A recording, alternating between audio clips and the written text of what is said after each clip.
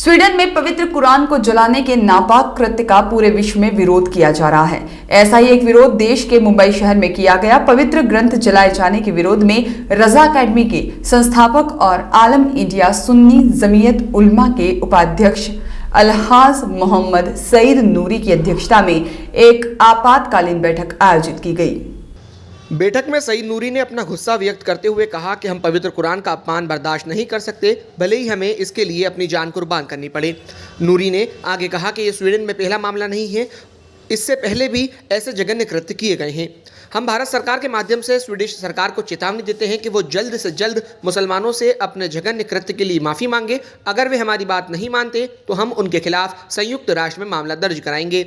नूरी साहब ने आगे कहा कि हम मुस्लिम देशों से मांग करते हैं कि वे स्वीडन के साथ अपने राजनयिक संबंध तोड़ दें ताकि स्वीडिश सरकार में ऐसा करने का साहस ना हो, दोबारा ऐसा काम ना करे। उन्होंने आगे कहा कि हर दौर में इस्लाम के दुश्मनों ने अलग अलग तरह से इस्लाम और मुसलमानों को निशाना बनाया है। उन्होंने नए नए हथकंडे अपनाए, कभी नबूवत पर, कभी बुजुर्गों पर निशाना बनाया, मानो उन्हें इस्लाम और मुसलमानों को हर सूरत में भड़काने की नापाक कोशिश की।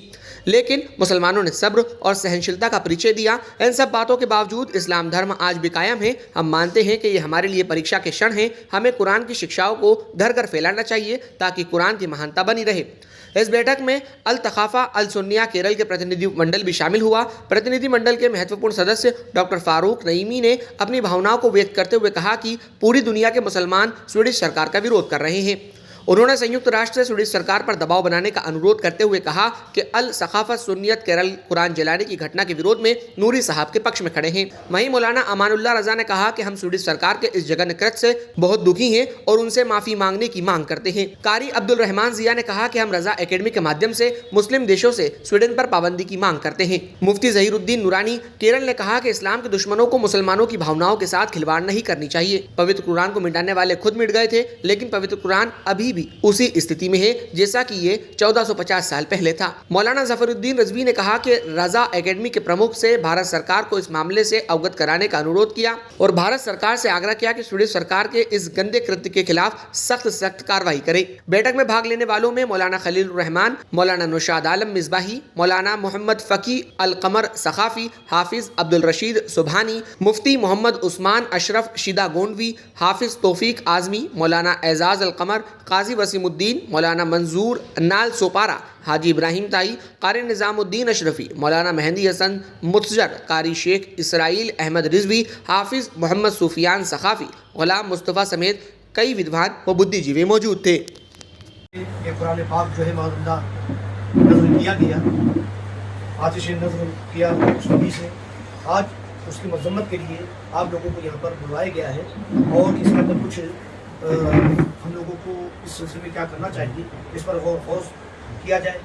तो एक बात तो ये सामने आई है कि तमाम मुस्लिम ममालिक से मुतालबा किया जाए कि इसने गवर्नमेंट की सरपरस्ती में ये काम किया, लिहाजा उस हुकूमत से हम अपने सफारती ताल्लुकात मुनक़ता कीजिए। कुरान रोशनी है, कुरान है खजाना, कुरान रोशनी है, वह कौन शय है जिसकी कुरान में कमी है कौले मोहम्मद कौले खुदा फरमान न बदला जाएगा, है कौले मोहम्मद कौले खुदा फरमान न बदला जाएगा, बदलेगा जमाना लाख मगर कुरान न बदला जाएगा।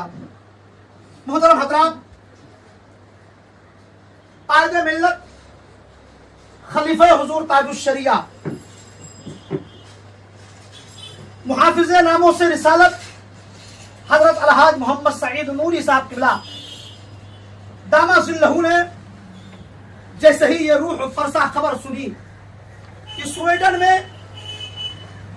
रास्मुस पोलिडन दाएं बाजू की पार्टी का ये लीडर है, इससे पहले भी नवंबर में उसने माज़अल्लाह कुरान पाक की बेहुरमती करने का ऐलान किया था। आज 21 तारीख को जिस तरीके से उसने हुकूमत की सरपरस्ती में इस तरीके से फेले मुजरिमाना किया है, सिर्फ और सिर्फ ये हिंदुस्तान ही नहीं बल्कि पूरी दुनिया के मुसलमान शोला बन चुके हैं।